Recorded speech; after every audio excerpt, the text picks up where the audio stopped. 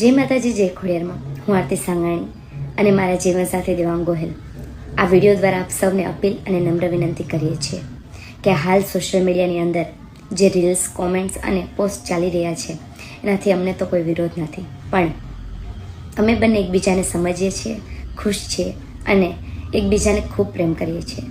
અને પ્રેમ કરવો એ શું કંઈ ગુનો છે?